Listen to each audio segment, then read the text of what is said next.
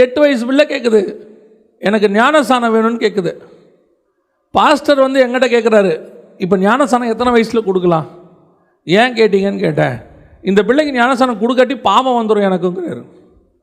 ஏன் நீங்கள் அதுக்கிட்ட பேசுங்கன்றார். பேசினா மொத்த மெசேஜும் வருஷம் மாறாமல் சொல்லுது, பாயிண்ட் பை பாயிண்ட் சொல்லுது.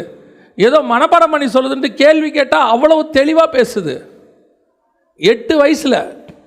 ஆனால் அந்த பிள்ளைகிட்ட நான் பேசின ஒரு நாள் கூட அவங்க பெற்றோர் அதோட எஜுகேஷனை பற்றி என்கிட்ட பேசவே இல்லை. கொஞ்சம் ஜாப் பண்ணுங்க, கொஞ்சம் ஸ்டடீஸில் வீக்காக இருக்கா, கொஞ்சம் அப்படிலாம் அவங்க சொல்லவே இல்லை. அவங்க அந்த பெற்றோரும் எதை பற்றி பேசுகிறாங்க, அவள் ஸ்பிரிச்சுவல் லைஃப்பை பற்றி தான் பேசுகிறாங்க. நான் சொல்கிறேன், உங்கள் எல்லா பிள்ளைகளை விட அந்த பிள்ளை எஜுகேஷன்லையும் சூப்பராக வரும். ஏன், கர்த்தரை பிடிச்சிக்கிட்டா கர்த்தர் அதை இந்த ஞானத்தையும் கொடுத்துருவார். நீங்கள் உலக ஞானத்தை கொடுக்க முயற்சி பண்ணி கர்த்தரை தூரம் தள்ளிட்டீங்க. அவங்க கர்த்தரை கொடுக்க முயற்சி பண்ணுறாங்க, உலக ஞானமும் சேர்ந்து வந்துடும். கர்த்தர்கிட்ட நீங்கள் ஞானத்தை கேட்டால் கேட்காத ஐஸ்வர்யத்தை சேர்த்து தருவேங்கிறார் சாலமோனுக்கிட்ட. நீங்கள் கர்த்தரை கேளுங்க, அவரையே தந்தவர் மற்ற எல்லாவற்றையும் அருளாதிருப்பது எப்படின்னு இருக்குது. நீங்கள் தனிப்பட்ட முறையில் ஸ்டடீஸ் அப்படின்னு சொல்லிட்டீங்கன்னா வெறும் ஸ்டடீஸ் தான் கிடைக்கும். நாளைக்கு ஸ்டடீஸால் வரக்கூடிய பணம் கிடைக்கும், புகழ் கிடைக்கும், கர்த்தர் கிடைக்க மாட்டார்.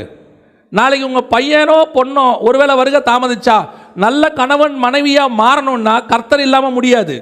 ஒரு ஸ்டடீஸ் நல்ல கணவனாய் மாற்றாது, எஜுகேஷன் நல்ல மனைவியாய் மாற்றாது. ஏன், இன்றைக்கி நல்லா படித்த காலத்தில் தான் டைவோர்ஸ் அதிகமாக நடக்குது. அதிகமாக படித்தவங்களுக்குள்ள தான் டிவோர்ஸ் நடக்குது.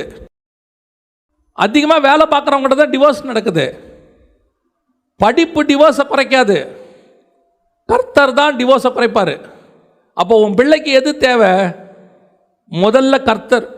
அபிஷேகம் பெற்ற பிள்ளையை அவன் பிள்ளை மாறணும். முதல்ல 5 வயசுலேருந்து 4 வயசுலேருந்து பைபிளை ஃபீட் பண்ணுங்க.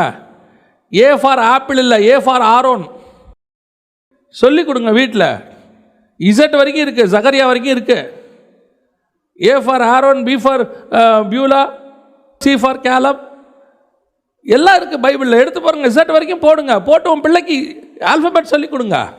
உலகத்தை அவன் ஞானத்தை கொடுக்குறான். முதல்ல உங்கள் பிள்ளைகளை ஆண்டவருக்குள்ளே நடத்துங்க, அபிஷேகம் பெற்றவங்களாம் மாற்றுங்க. கர்த்தருக்கு சித்தமானால் அவன் காலேஜ் போகிறதுக்குள்ளே அபிஷேகம் பெற்றணும்.